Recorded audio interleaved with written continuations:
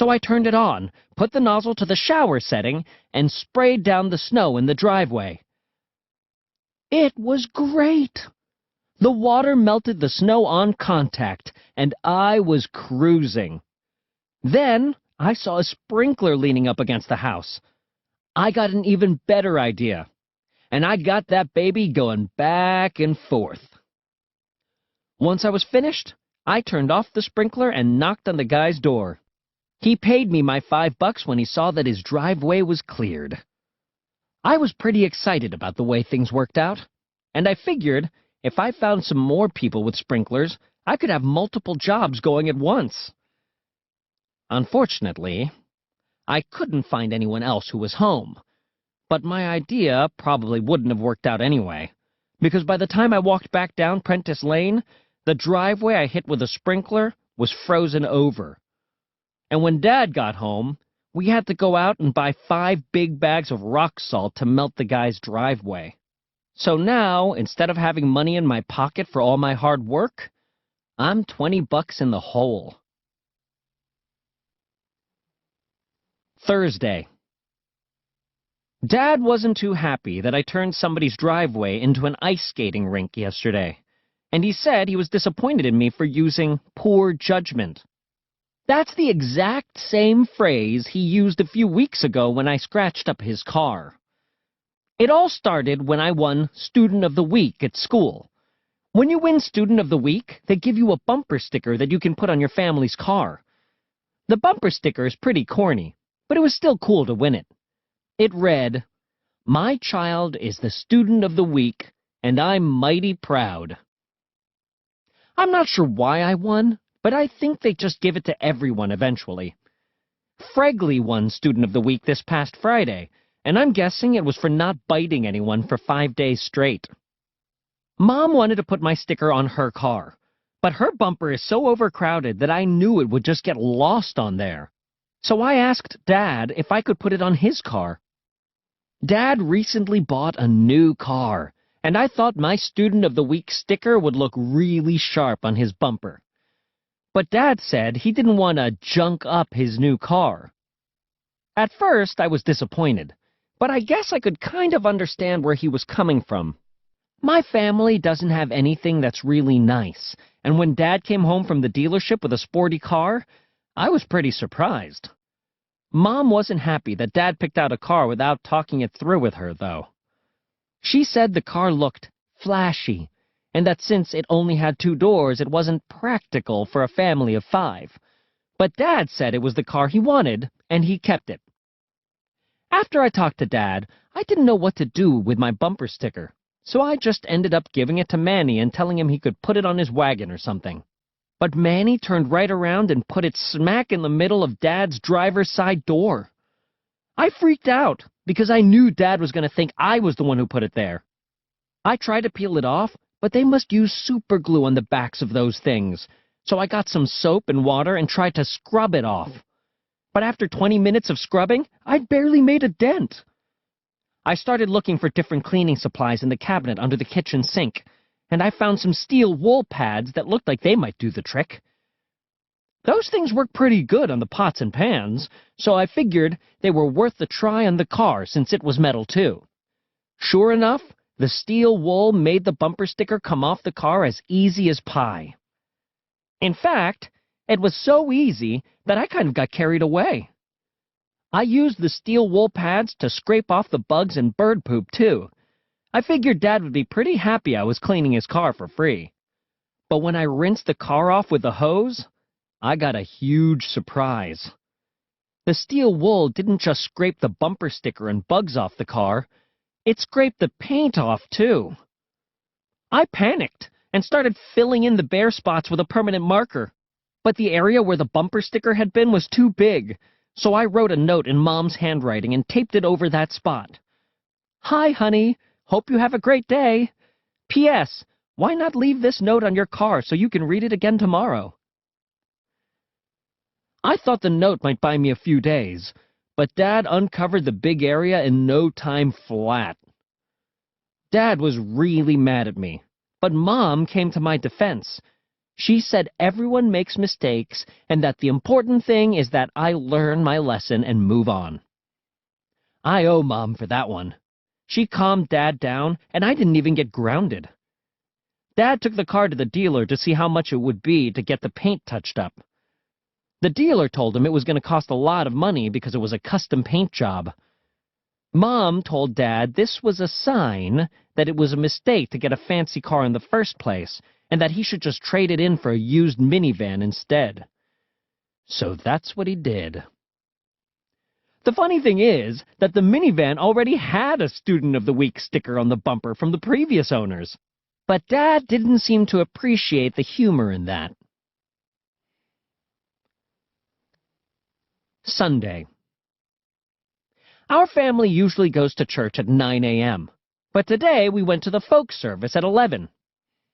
The folk service has a different kind of music than the regular one, and there's a band that plays guitars and stuff like that. Last week, Mom convinced Roderick to join the folk group because she got a flyer saying they were looking for a percussionist. I think Roderick imagined he was going to get to play his drums in church, so he signed up. But it turns out the folk group was looking for someone to play hand percussion instruments, like the tambourine and castanets.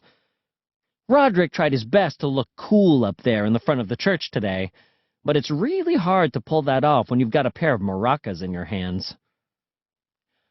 I can totally relate to getting duped into joining something without knowing all the details. Last year, Mom told me I should join the church's pre-teen club, but then I found out they were really lax about who qualified as a pre-teen. I swear there wasn't a kid there older than 8. Every year, our church does this thing called the Giving Tree, where people in need put their requests in envelopes and hang them on the tree. Then a family picks a random envelope, and whatever it says inside is what they're supposed to buy. Stuff like, adult male requests a scarf and a pair of gloves.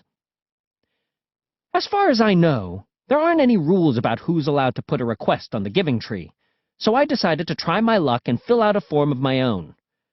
But something told me Mom and Dad wouldn't approve, so I made sure it couldn't be traced back to me.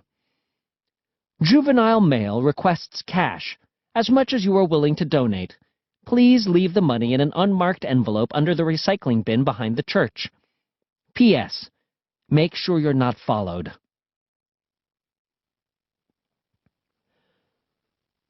Monday.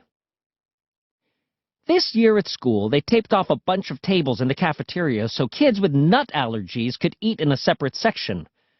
I think it's great the school did that, but it means there's a lot less room for the rest of us to sit. I'm not sure anyone at my school is actually allergic to nuts, though, because for the first 2 months of this year, the tables in the taped-off area were completely empty. But I guess Ricardo Friedman liked the idea of all that elbow room, because today he plopped himself down in the middle of the nut-free zone and ate 2 peanut butter and jelly sandwiches he brought from home. Today we had a General Assembly, and everyone was all excited because they told us we were going to get to watch a movie.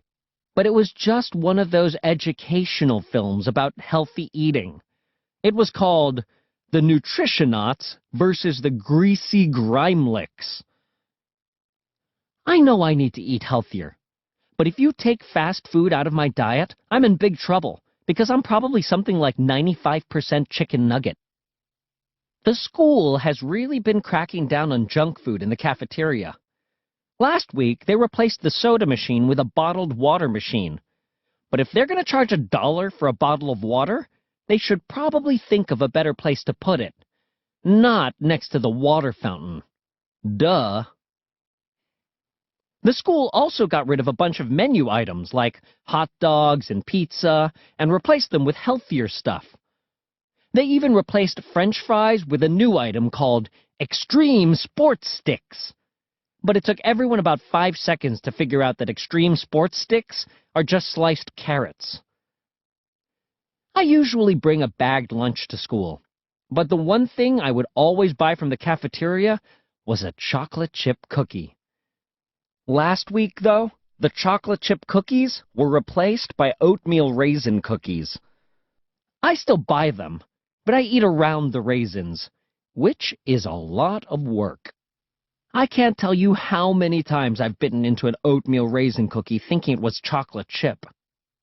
I have a theory that oatmeal raisin cookies were invented as a practical joke a long time ago, and that they were never actually meant to be eaten. Most of the kids at school aren't too bothered by all the menu changes, but the thing that really set people off was when they took away the energy drinks, like my favorite, Rowdy Riot. The reason the school stopped selling Rowdy Riot was because teachers were complaining that the red dye was making kids hyperactive. And if you walked into my classroom after lunch, you'd see what they were talking about. But when they stopped selling Rowdy Riot, people who were used to drinking 3 or 4 cans a day were totally unprepared to go cold turkey.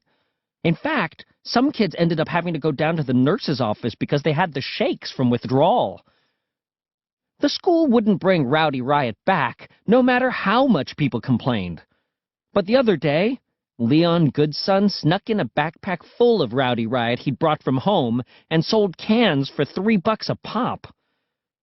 At recess, a few kids who'd bought Rowdy Riot from Leon ducked behind the school and slurped down their drinks where no one could see them. But one of the recess monitors, Mrs. Leahy, got suspicious and went back there to see what was going on.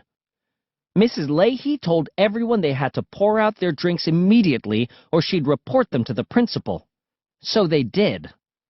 But the second she was gone, the kids took off their shoes and sopped up the puddles with their socks. Slurp, slurp. Tuesday.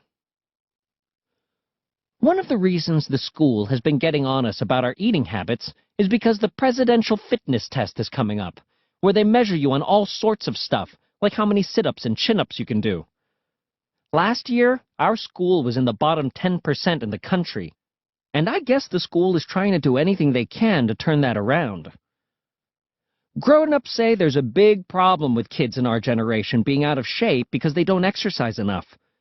But I don't think taking away our playground equipment is really helping matters.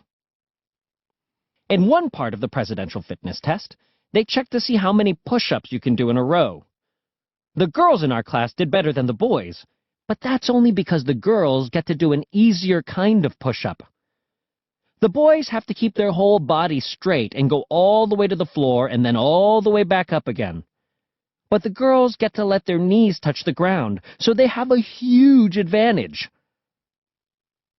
Not all the girls were happy they got to do easier push-ups than the boys, though. In fact, a couple of girls signed a petition saying they demanded to do the same kind of push-ups as the boys. I'm pretty sure I know where they got that idea. In social studies, we're learning about different ways people throughout history have protested to change things they weren't happy about. I think the girls were expecting a big fight out of Mr. Underwood, but he just told them they could do regular push-ups if they felt like it.